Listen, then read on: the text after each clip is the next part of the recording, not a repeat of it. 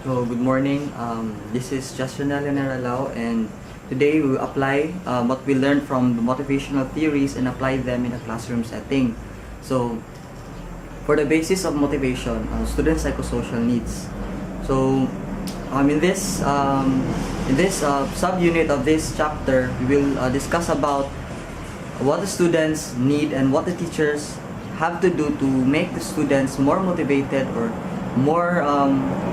more interested in the topics or in the classroom. So a teacher is the foundation that your students need to develop the positive self-perceptions, become self-motivated, and take responsibility in their own learning. So you realize that teachers are very much important in motivating their students to really participate, to really think for themselves on a question that you might raise in the class, and they're very much important in setting the mood of the class. So it is also imperative that teachers are also one of the reasons that maybe a student is not motivated to go to school because he or she or a teacher fails to motivate his or her students. So we know that all students have the same psychosocial needs, but then some may have a greater bias towards some psychosocial needs. So for example, I have the same psychosocial needs with most people, but I prefer to take more interest in being alone or working alone than working in a group. So that's one thing that makes me different from those other students who prefer working in a group. So because of this, anyone's strategy may not be effective for all students. So it's like how the saying goes, like what may be medicine for one is a poison to another. So it may not be effective either for the same student for a longer period of time. So the student may become habituated, or the novelty effect of that kind of teaching strategy may not be effective or lose its power in the long course or in the long run. So effective teachers are aware that they only have a limited impact on the many factors that affect students' motivation to learn. So with that knowledge, a teacher can adjust or be flexible in his student activities or in his or her lesson plan crafted for the class. So he can augment it to satisfy not only the needs of one student or the majority of students, but he can make it effective in a way that it is very much flexible and very much adaptive for the kind of class setting that he or she is or at.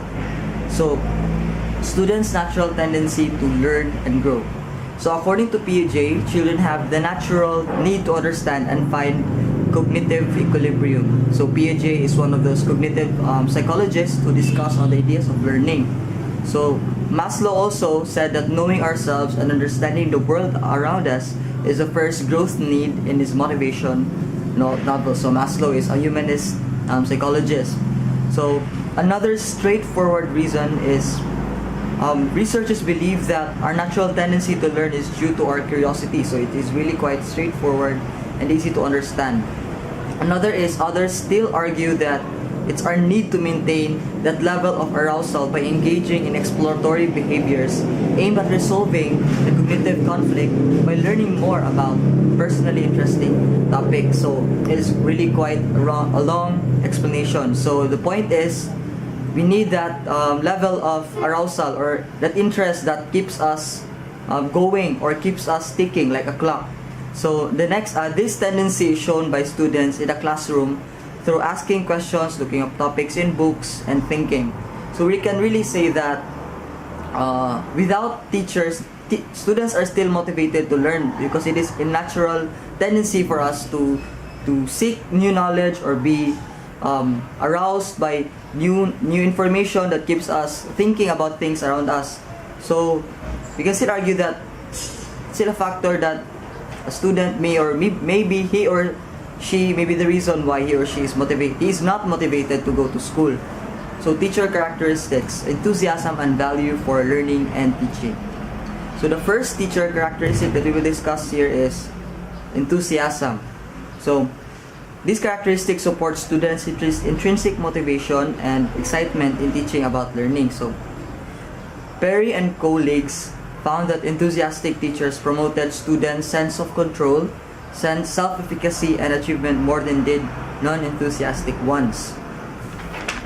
So enthusiastic teachers can demonstrate the value of their subject area and even change the negative attitudes some students may harbor about that domain. So I have this experience with my math teachers before that. I really hate math because my teachers, I don't know, they are not effective in motivating us to learn or understand the essence of this subject.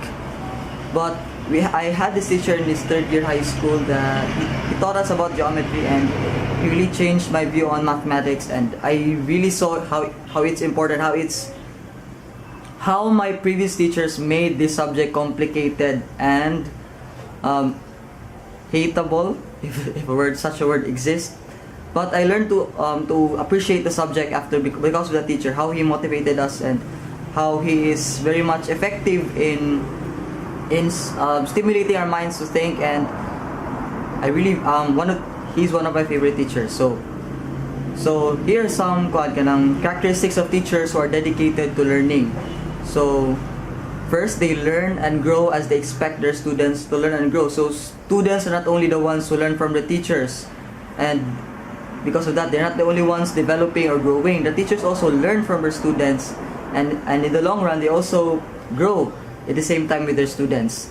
Next is they view themselves as responsible for the success of the students. So I'm not quite agreeing with this statement, but yes, teachers are really much responsible for the success of their students because they are their coaches, they are their advisors, they are their mentors. Next is they participate in professional development activities.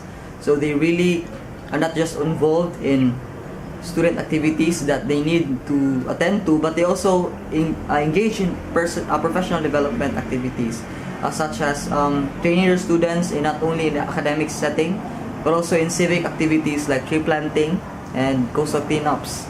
Next is discuss their participation in PD activities with their students in a positive way. So after each activity, they discuss it with their students, they discuss the implications, the importance, and they also discuss how these kind of activities help the students grow as a citizen, not only of their country, but even a part of their families also. So they share their ideas and assist other teachers with difficulties. So they are not only focused on their classroom, they also assist other teachers and discuss what classroom problems those teachers may have in their classes, and assist them and help them gain new ideas to facilitate or to make the classroom setting more engaging and more fun for their students. So they also volunteer to lead work teams and to be mentors to new teachers. So they not only, again, focus on themselves, but they also assist other teachers, especially developing ones or new ones, to becoming effective teachers. So it's like a give and take relationship.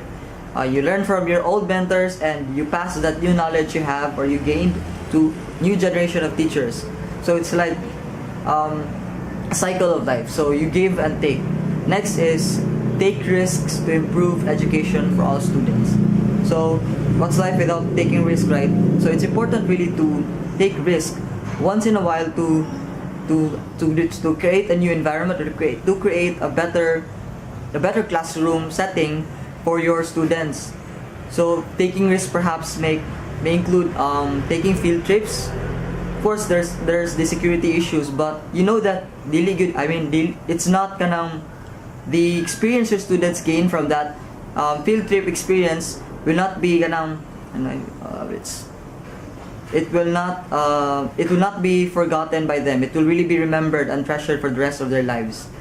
So they also do not make excuses for student outcomes. They hold responsible for while also accepting responsibility for themselves. So as a teacher, you're also a parent at the same time to these children that are entrusted unto you.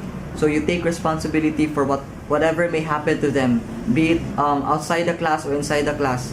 So you should really take care of your students and value their lives because they are under your wing. So continuing on to this topic, so it is difficult to disregard an enthusiastic person. So enthusiastic persons are really difficult to forget because they really have that kind of impact and that kind of aura within them. I don't know if that's an appropriate term, but they're very much unforgettable and you can really remember them for the rest of your life. So although how we express and perceive enthusiasm will depend among different factors. So this is quite a disclaimer here. We have different views or different ways to express enthusiasm. Some may express enthusiasm through loud and different pitches in his or her voice, through raising his or her eyebrows. So we can see that our culture really influenced the way how we show this enthusiasm. So here are some indicators that have been used to measure enthusiasm. First, speaking with variation in tone, volume, pitch, and speed.